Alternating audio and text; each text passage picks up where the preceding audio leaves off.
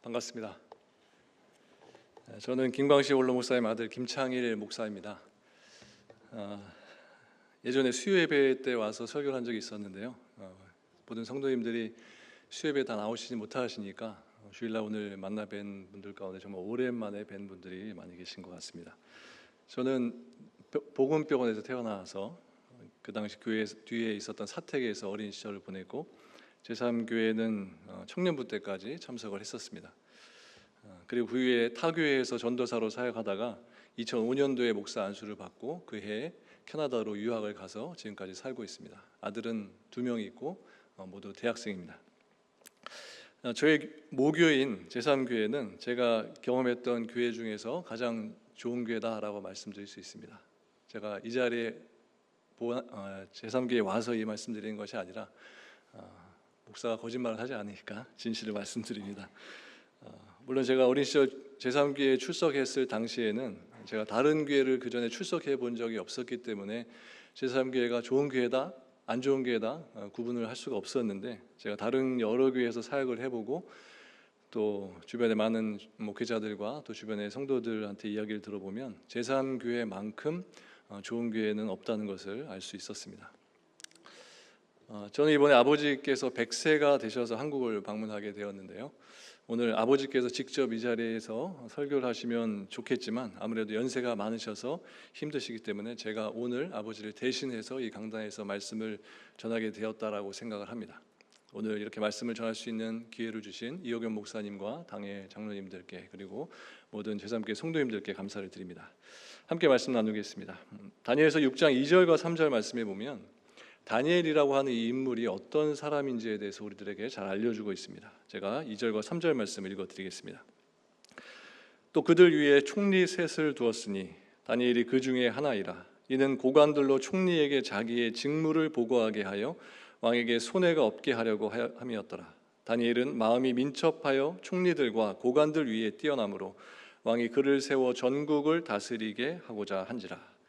여기 말씀해 보면 다니엘에 대해 소개를 해주고 있죠. 다니엘은 다른 사람들보다 뛰어난 사람이었다라고 했고 또 월등하게 총명한 사람이었다라고 했습니다. 그렇기 때문에 왕으로부터 그가 인정을 받게 되었고 또 왕으로부터 그가 총리로 세워지게 되었습니다. 그런데 그런 다니엘에게 뜻하지 않은 시련이 찾아오게 되는데요. 그 내용은 이어서 4절 말씀에 이렇게 기록하고 있습니다. 4절 말씀입니다. 이에 총리들과 고관들이 국사에 대하여 다니엘을 고발할 근거를 찾고자 하였으나 아무 근거, 아무 허물도 찾지 못하였으니 이는 그가 충성되어 아무 그릇됨도 없고 아무 허물도 없음이었더라. 그 당시에 있었던 다른 총리들과 또 다른 고관들이 이 다니엘, 이 사람을 시기했던 겁니다. 그래서 그를 왕에게 고발하기 위해서 고발할 것이 뭐가 있나, 그에게 흠을 찾고자 노력을 했던 겁니다. 그걸 찾기 위해서 모든 주변의 사람들이 혈안이 되어 있었던 겁니다. 하지만 그들은 다니엘에게서 그 어떠한 허물도 찾아낼 수가 없었습니다. 왜냐하면 유대인이었던 다니엘은 이방 땅에서 이방인의 왕을 섬겨야 했고 또 이방 나라를 돕는 역할을 해야 됐지만 그는 자신에게 맡겨져 있는 책임 그리고 자신에게 있는 모든 의무들을 성실하게 수행했던 사람이기 때문에 그렇습니다. 다니엘은 하나님을 믿는 사람답게 자신의 일터에서 최선을 다해 살아갔고 또 자신에게 맡겨진 그 일터, 그것이 바로 하나님께서 나에게 주신 소명의 자리다, 소명의 현장이다, 그것으로 알고 매일매일 그 자리에서 최선을 다해서 일했기 때문에 그 주변에 있던 그를 음해하려고 했던 모든 사람들은 다니엘, 이 사람으로부터 그 어떠한 빌미도 어떠한 흠도 찾아낼 수가 없었던 겁니다. 그래서 이어서 6절과 7절 말씀 보면 총리들과 고관들이 다른 방법을 동원해서 또 다른 궁리를 하는 것을 보게 됩니다. 6절과 7절 말씀입니다. 이에 총리들과 고관들이 모여 왕에게 나아가서 그에게 말하되 다리오 왕이여 만수무강하옵소서. 나라의 모든 총리와 지사와 총독과 법관과 관원이 의논하고 왕에게 한 법률을 세우며 한 금령을 정하실 것을 구하나이다. 왕이여 그것은 곧 이제부터 30일 동안에 누구든지 왕 외에 어떤 신에게나 사람에게 무엇을 구하면 사자굴에 던져 넣기로 한 것이니이다. 다니엘로부터 그 어떠한 결함도 발견하지 못했던 사람들이 이제는 다니엘의 신앙을 걸고 넘어뜨리려고 하는 겁니다. 그것은 바로 30일 동안 왕 외에 어떤 신에게든지 그 사람이 기도를 하면 그 사람을 잡아다가 사자굴에 집어넣는다라고 하는 이 법이었습니다. 그리고 이때 다니엘이 어떤 행동을 했는지에 대해서 오늘 보면 10절에 보면 이렇게 기록하고 있습니다. 10절 말씀입니다. 다니엘이 이 조세의 왕의 도장이 찍힌 것을 알고도 자기 집에 돌아가서는 윗방에 올라가 예루살렘을 향한 창문을 열고 전에 하던 대로 하루 3번씩 무릎을 꿇고 기도하며 그의 하나님께 감사하였더라. 이전에 없었던 새로운 법을 왕이 제정을 해서 앞으로 30일 동안에는 그 어떤 사람이든지 하나님께 기도를 하면 그 기도한 사람을 잡아다가 사자굴에 던져지게 된다는 이런 새로운 법이 제정이 되었던 겁니다. 이 법을 물론 다니엘이라고 하는 사람도 알고 있었지만 그런데도 다니엘은 기도를 했다는 겁니다. 기도를 하면 하나님께 기도하면 죽는다는 것을 알았지만 다니엘은 기도를 중단하지 않았던 겁니다. 그렇다면 이러한 다니엘의 신앙의 담력은 어디에서 비롯된 것이라고 할 수 있을까요? 우리는 그 단서를 방금 읽었던 10절 말씀에서 찾아볼 수 있는데요. 바로 다니엘이 전에 하던 대로 기도했다라는 이 내용입니다. 전에 하던 대로 기도했다. 앞으로 자신에게 어떤 위기가 있을지, 오늘도 또 앞으로도 그가 기도하게 되면 그에게 어떤 위기가 있을지 충분히 예측이 되었음에도 불구하고 그는 그것에 전혀 흔들리지 않고 그는 평소에 하던 대로, 전에 하던 대로, 어제 하던 대로 오늘도 그는 계속해서 기도를 이어갔던 겁니다. 그렇게 함으로써 그는 자신의 신앙을 지켜낼 수 있었던 겁니다. 여러분, 특별히 다니엘은 기도할 때 무릎을 꿇고 하나님께 기도를 했다라고 했습니다. 지금이야 어느 교회를 가든 이렇게 장의자가 놓여져 있지만 예전에는 그렇지 않았습니다. 그래서 지금 우리들은 장의자에 앉아서 편안한 자세로 앉아서 기도를 하게 되는데요. 예전에는 장의자가 없을 시절에는 마룻바닥에서 무릎을 꿇고 기도했습니다. 그래서 지금의 우리 성도들의 기도의 자세는 의자에 앉아서 하는 기도가 되었고, 과거의 성도들의 기도의 자세는 무릎을 꿇고 하는 기도의 자세였던 겁니다. 제가 5살 정도 되었을 때 하루는 잠을 자고 있는데 현관문이 꽝 닫히는 소리가 났습니다. 이 시간에 누가 왔나? 근데 아무런 인기척이 들리지 않았습니다. 그래서 현관에 나가서 문을 열어보니까 저 멀리서 부모님이 걸어가고 계셨습니다. 그래서 그 어린 마음에 제가 빨리 부모님을 따라가겠다라는 그런 생각이 들어서 잠옷바람에 부모님을 따라갔던 기억이 납니다. 부모님께 가서 지금 이 시간에 어디를 가시나요? 라고 물었더니 여러분들이 예측하시는 대로 새벽 예배에 가신다고 그랬습니다. 그래서 제가 그날 부모님을 따라서 새벽 예배를 참석하게 되었는데 그 새벽 예배가 제 발로 참석했던 첫 새벽 예배가 아니었나 생각됩니다. 교회를 도착했는데 일찍부터 많은 분들이 지하 기도실에서 기도를 하고 계셨습니다. 5시가 되니까 아버지께서 강단 위에 있는 종을 땡 치시고 예배가 시작되었습니다. 찬송가를 부르고 함께 말씀을 듣고 그 이후에 개인적으로 기도하는 시간을 갖는데 기도 시간이 되니까 예배 중에 양반다리로 앉아서 예배를 드리던 분들이 모두 다 무릎을 꿇는 자세로 바꾸셨습니다. 그래서 저도 이때는 무릎을 꿇는 거구나 라고 생각이 들어서 그 어린 나이에 따라서 무릎을 꿇었던 기억이 납니다. 성도들에게 무릎을 꿇고 기도하세요 라고 그 누구도 이야기하지 않았는데 모든 분들이 기도 시간이 되자 무릎을 꿇고 기도를 하셨습니다. 그리고 오랜 시간을 그렇게 기도하시면서도 누구 하나 그 자세를 바꾸지 않았던 것을 기억합니다. 그렇게 무릎을 꿇고 간절하게 매일 새벽마다 기도하셨던 분들이 여기 계신 은퇴 장로님들과 권사님들, 집사님들 그리고 여기 계신 분들의 부모님들이었다라고 생각이 듭니다.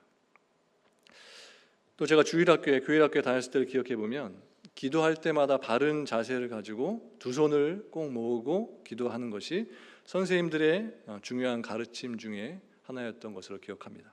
그래서 기도 인도하는 선생님이 기도하러 앞으로 나오셔서 항상 기도 시작하기 전에는 여러분, 친구 여러분 두 손을 모으고 예쁜 손하고 기도하겠습니다. 이런 말로 기도를 시작하셨던 것을 기억합니다. 여러분들은 지금 기도할 때 어떠한 자세로 기도하고 계시나요? 여러분도 모르는 사이에 내 기도의 자세가 많이 흐트러졌다, 많이 자유분방해졌다라는 생각이 드실 수도 있을 겁니다. 언제부턴가 내 기도의 자세를 보면 그렇게 어린 시절부터 기도 생활에 또 배워왔던 두 손을 모으고 기도하는 자세가 언젠가 기도할 때 보면 내가 두 손을 모으지 않고 있구나라는 것을 또 발견하게 되고 또 기도하면서 마지막에 아멘 할 때에 아멘 하긴 하지만 별 의미 없이 간절함도 없이 그냥 형식적으로 아멘 하는 나의 모습도 종종 발견하게 됩니다. 오늘 본문 10절 말씀을 보면 다니엘의 기도의 루틴, 다니엘이 가졌던 기도의 습관이 무엇인지가 기록되어 있습니다. 10절 말씀에 보면 다니엘은 자기 집 윗방에 올라가서 창문을 열고 전에 하던 대로 하루에 3번씩 무릎 꿇고 기도했다라고 했습니다. 이것이 바로 다니엘이 가진 기도의 루틴, 신앙의 루틴이었습니다. 자신의 집에 윗방에 올라가서 윗방에 있던 창문을 열고 무릎을 꿇고 하루에 3번 하나님께 기도한 것, 이것이 다니엘이 가진 영적 습관, 루틴이었습니다. 루틴은 특별히 운동선수들에게서 잘 볼 수가 있습니다. 지금 현재 올림픽이 한참 진행되고 있는데요. 예를 들어서 농구 선수들이 자유투를 던질 때 자유투 라인에 서서 그냥 심판으로부터 공을 전내받아서 그냥 바로 슛을 쏘는 사람은 거의 본 적이 없습니다. 선수마다 각자 가진 루틴이 있습니다. 공을 바닥에 한 번 튀기고 슛을 쏘기도 하고 2번 튀기고 슛을 쏘기도 하고 공을 튀기고 골대를 한번 바라보고 슛을 쏘기도 하고 각자 선수들이 가지고 있는 모든 루틴들이 있습니다. 그런데 왜 선수들이 공을 던지기 전에 이런 루틴들을 반복적으로 하는 걸까요? 이런 루틴을 했을 때 루틴을 안 했을 때보다 더 심적으로 안정적이다라고 느껴지기 때문에 하는 것이고 또 이 루틴을 했을 때 골인이 될 확률이 더 높기 때문에 이런 루틴을 매번 하는 겁니다. 또 테니스 선수 라파엘 나달 같은 경우에는 경기를 할 때 무려 17가지의 루틴이 있었다고 합니다. 나달은 경기 중간 쉬는 시간에 자기가 쉬는 그 의자에 앉아서 물병을 2개를 바닥에 놓는데 항상 물병에 상표가 보이는 자신의 반대, 몸 반대 방향으로 상표를 놓고 이렇게 물통을 이렇게 바닥에 가지런히 놓는다고 합니다. 또 서비스를 넣을 때도 그냥 바로 놓는 것이 아니라 공을 또 몇 번 바닥에 튀기고 오른쪽 귀를 한번 만지고 왼쪽 귀를 한번 만지고 코를 한번 만지고 이렇게 7가지의 서비스를 할 때 루틴을 또 가지고 있다고 합니다. 그리고 세계적인 성악가 루치아노 파바로티에게도 루틴이 있었습니다. 파바로티가 어느 오페라 무대에 오르기 전에 우연히 바닥에 있는 날카로운 못을 하나 보게 되었는데요. 그날 연주회 때 파바로티가 그 못과 같이 날카롭고 또 뾰족한 고음을 잘 낼 수가 있었다고 합니다. 그래서 그 이야기를 들은 공연 연주자들이 다음 그 연주회 때 파바로티가 그와 같이 그날과 같이 연주를 잘 하기를 바라는 마음으로 파바로티가 대기실에서 무대에 오르는 그 길 쪽에 일부러 못을 뿌려 놔서 파바로티가 연주를 잘할 수 있도록 했다고 합니다. 이렇게 사람들 각자가 가지고 있는 루틴도 있지만 또 사람들이 공통적으로 가지고 있는 루틴이 있다고 할 수 있습니다. 시장에서 배가 고파서 밥을 먹는 것, 아침, 점심, 저녁 이렇게 꾸준히 꼬박꼬박 먹는 것, 이것도 루틴일 수 있고 또 저녁이 되면 또 피곤해서 잠자리에 드는 것, 매일 밤 자는 것, 이것도 루틴일 수 있습니다. 이런 것들은 모든 사람들이 가지고 있는 공통적인 일반적인 루틴이다라고 할 수 있습니다. 그런데 우리 성도들에게는 이런 모든 사람들이 크리스찬이나 넌 크리스찬들이나 가지고 있는 모든 사람들이 가지고 있는 일반적인 루틴들뿐만 아니라 성도로서 하나님의 자녀들로서 우리들이 가져야 하는 영적인 루틴들이 많이 우리들에게 보여져야 한다는 겁니다. 매일매일 꾸준하게 하나님의 말씀을 읽는 것, 이것도 영적인 루틴일 수 있겠고요. 지금처럼 매주일 교회에 나와서 하나님께 예배를 드리는 것, 이것도 성도로서 영적인 루틴이라고 할 수 있습니다. 그래서 지금 현재 신앙생활을 잘 하고 계신 분들의 모습을 보면 그분들에게서 보여지는 영적인 루틴, 영적인 습관들의 모습이 많이 있다고 할 수 있는 겁니다. 반대로 이야기하면 내 가운데 내 안에 영적인 습관들, 루틴들의 모습이 별로 보이지 않거나 거의 없다면 내 현재 신앙의 모습은 많이 어리구나라고 이렇게 판단될 수 있는 겁니다. 오늘 본문에 나오는 다니엘은 하루 3번씩 무릎을 꿇고 하나님께 기도하는 그만이 가진 기도의 루틴을 가지고 있었던 겁니다. 그리고 10절 말씀 끝에 보면 그가 가졌던 그 기도의 내용은 하나님을 향한 감사의 기도였던 것을 알 수 있습니다.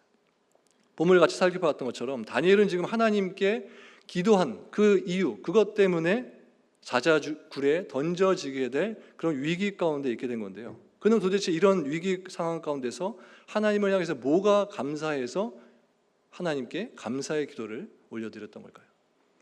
만약에 우리가 다니엘과 같은 그러한 상황에 놓여지게 된다면 우리의 기도는 다니엘의 기도와 많이 달랐을 것 같습니다. 우리는 그런 죽음의 앞에 순간에 있다면 하나님, 사자에게 잡혀 먹지 않게 해주세요. 살려주세요. 죽지 않게 해주세요. 살려주시면 내가 어떤 일을 하겠습니다. 뭐 이런 내용으로 기도의 내용이 다 채워지게 될 겁니다. 그리고 감사는커녕 우리의 기도의 내용 속에는 죽게 될 그런 상황 앞에서 하나님을 원망하는 기도를 계속해서 쏟아놓게 될 겁니다. 그런데 다니엘은 놀랍게도 그런 와중에서도 죽음의 순간 앞에서도 하나님께 감사의 기도를 드렸다는 겁니다. 평소의 기도의 습관을 가지고 기도할 때마다, 그가 계속해서 매일마다 매 순간 기도할 때마다 하나님께 감사의 기도를 드렸던 다니엘은 이제 곧 사자의 밥이 된다라는 그런 순간 앞에서도 여전히 감사의 기도를 드렸다는 겁니다. 전에 본문 속에 있던 대로, 내용대로, 전에 하던 대로, 예전에 하던 대로, 그가 어제 했던 대로, 오늘도 내일도 그는 계속해서 반복적으로 하나님께 감사의 기도를 올려드린 겁니다. 사실 다니엘에게는 여러 가지 선택의 여지가 있었습니다. 왕의 명령을 따라야 하는 기간이 30일이라고 이렇게 정해져 있었기 때문에 딱 30일만 기도를 쉬면 되었습니다. 그래서 지금까지 해왔던 그가 가졌던 그 기도의 루틴을 딱 한 달 동안만 멈추고 법이 효력을 잃는 한 달 뒤에 또 기도를 이어갔으면 됐던 겁니다. 그래서 우리가 생각할 때는 그냥 한 달만 기도를 쉬면 되는데 왜 다니엘이 그렇게 고집을 부리면서 그런 위기를 자초했을까? 왜 그런 상황에서도 기도를 이어갔을까라는 이런 생각을 가지게 될 수도 있지만 다니엘은 그것에 절대 타협하지 않았다는 겁니다. 또 기도를 하더라도 자신의 집에 들어가서 창문을 열지 않고 창문 닫고 모든 문 닫고 기도를 하면 그가 기도하는 것을 그 누구도 볼 수 없기 때문에 그것이 남몰래 기도할 수 있는 하나의 방법이다라고 생각될 수도 있었을 겁니다. 하지만 다니엘은 그렇게도 그러한 방법도 쓰지 않았습니다. 왜냐하면 다니엘에게 있어서 기도는 자신에게 있어서 조금도 양보할 수 없는, 이미 자신에게 완전하게 굳어져 있는 자신의 하나의 영적 습관이고 하나의 영적 루틴이었기 때문이었습니다. 그래서 다니엘은 이제 곧 사자밥이 돼서 자신의 생명을 잃게 되더라도 나는 결코 나의 루틴인 기도 생활을 멈출 수 없다. 즉, 이 말은 나는 결코 하나님을 포기할 수 없다라고 하는 이 강한 믿음의 모습, 우리들에게 본문을 통해서 알려주고 있는 것입니다. 이어지는 11절에서 15절까지의 말씀 보면 이 다니엘이 기도하는 모습을 본 사람들이 기다렸다는 듯이 이것을 왕에게 보고해서 왕이 직접 정한 그 법대로 저 사람을, 다니엘을 처리할 것을 요구하게 됩니다. 그리고 왕은 자신이 세운 법의 권위를 지키기 위해서 어쩔 수 없이 다니엘을 사자굴에 집어넣어라 이렇게 명령을 내리게 되는데요. 명령을 내리는 왕은 자신이 사랑했던 다니엘을 잃게 되는 그 슬픔 때문에 그날 밤에 잠을 제대로 이루지 못하게 됩니다. 그래서 오늘 본문 뒤에 20절 말씀을 보면 왕은 다음날 새벽이 되자마자 다니엘이 잡혀갔던 사자굴로 급히 달려가서 이런 말을 하게 되는 것을 보게 됩니다. 20절 말씀입니다. 살아계신 하나님 종 다니엘아, 네가 항상 섬기는 내 하나님이 사자들에게서 능히 너를 구원하셨느냐. 여기서 왕이 다니엘을 향해서, 사자굴을 향해서 다니엘아, 다니엘아 이렇게 간절하게 그 이름을 불렀던 것은 다니엘이 지금까지 살아있을 거다 이런 기대감을 불렀던 것이 아니라 왕이 다니엘이란 이 사람을 측은히 여기는 마음으로 또 아끼는 사람이었기 때문에 그 이름을 불렀던 겁니다. 이미 그가 사자의 밥이 되어 죽었을 거지만 왕이 그를 너무 아끼고 사랑했기 때문에 그를 그리워하면서 마지막으로 간절하게 그의 이름을 다니엘아, 다니엘아 이렇게 불렀던 겁니다. 그런데 놀랍게도 사자굴 안에서 다니엘의 목소리가 들렸습니다. 그래서 왕은 죽은 줄 알았던 다니엘의 목소리가 사자굴에서 들리자 얼마나 기뻤겠습니까? 그렇게 다니엘이 살아있는 것을 확인한 왕은 23절에 보면 이렇게 명령을 내립니다. 왕이 심히 기뻐서 명하여 다니엘을 굴에서 올리라 하며 그들이 다니엘을 굴에서 올린즉 그의 몸이 조금도 상하지 아니하였으니 이는 그가 자기의 하나님을 믿음이었더라. 여기에 보면 다니엘의 몸이 조금도 상하지 않았다고 했습니다. 이 말은 사자들이 조금도 다니엘 가까이 오지 않았던 겁니다. 이러한 일이 어떻게 일어날 수가 있었을까요? 읽진 않았지만 본문 22절에 보면 다니엘은 하나님께서 친히 천사를 보내주셔서 사자들의 입을 막아주셨다 이렇게 말하고 있습니다. 이렇게 하나님께서는 기도의 루틴을 가지고서 하나님을 온전히 신뢰했던 다니엘의 그 믿음, 그 충성된 마음을 보시고 그를 사자굴 안에서 지켜주셨다는 겁니다. 우리들도 마찬가지로 지금 우리들은 사자굴과 같은 이 세상 가운데서 살아가고 있습니다. 이 세상도 우는 사자들과 같이 우리를 잡아먹기 위해서 이 세상은 우리들을 노려보고 있고 우리를 잡아먹으려고 하고 있습니다. 여러분, 이때 우리들이 가져야 하는 자세는 어떠한 자세이겠습니까?